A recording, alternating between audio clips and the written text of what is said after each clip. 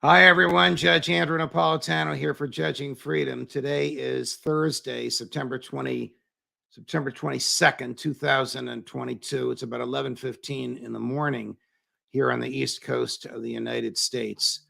Last night at about 8:30 in the evening, I sat here and summarized for the Judging Freedom audience the decision by the United States Court of Appeals for the 11th Circuit reversing the decision of Judge Aileen Cannon, who sits in the Southern District of New York, a three-judge panel of appellate judges reversing a single federal trial judge.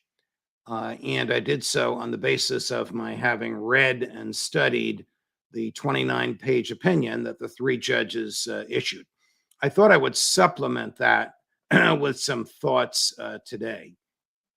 The decision last night reversing Judge Cannon was not a decision on the merits of the appointment of a special master.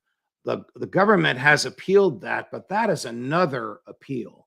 The decision last night was on the basis of the government's emergency appeal, and the government asked the appellate court to look at just three issues.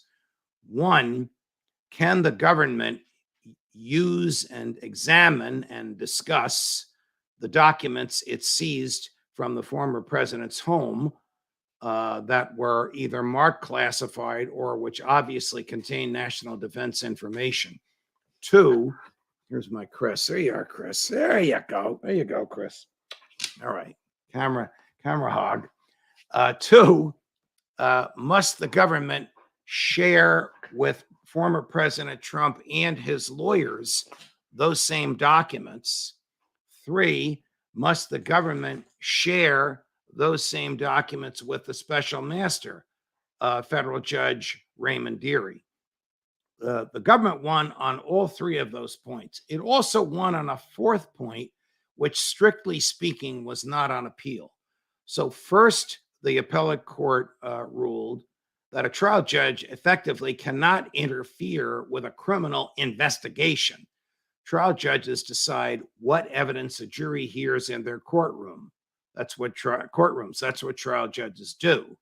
But trial judges who are in the judicial branch cannot stop the executive branch from ordinary and traditional law enforcement, barring extreme circumstances, and this is not one of those circumstances.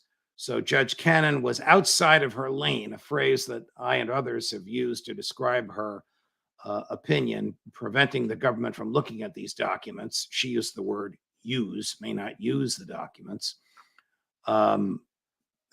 Judge Cannon was outside of her lane and was wrong to deny the government the ability to use the documents. Second ruling was the one that wasn't strictly before the court. I make it the second because from it, the third and the fourth flow naturally.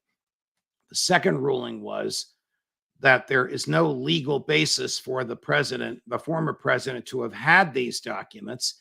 He has no possessory interest in them, a fancy legal phrase meaning he doesn't own them, and they are the property of the United States government. Now, that's what's known as the law of the case, meaning whatever judge, if Trump is indicted, whatever judge hears the case, whether it's Judge Cannon if he's indicted in Florida, or whether it's another judge, Chris, whether it's another judge if he's indicted elsewhere, say in Washington, D.C., the law of the case is, that is, the rule that the trial judges will have to follow and on which the prosecutors can rely, is that President Trump does not own the documents. They belong to the government, whether they're classified or not. From that, it follows the other two rulings of Judge Cannon are also reversed. They are not going to be shared with President Trump's lawyers because he's not getting back his own property, and President Trump's lawyers do not have top secret security clearances, and they're not going to be shared with the special master because the government owns the property and there's no reason for the special master to go through them.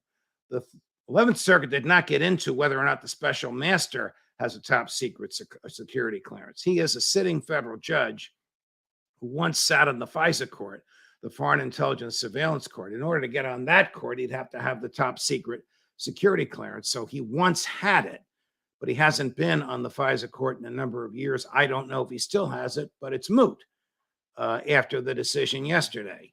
The DOJ is not going to share the documents with him. And before that decision came down, Judge Deary said he didn't want to go through them because he too believed that the former president, had no possessory interest in them, that they belonged to the federal government. The decision by the United States Court of Appeals for the 11th Circuit has been met with almost universal approval in the legal world, and so far as I can tell, in the judicial world as well. The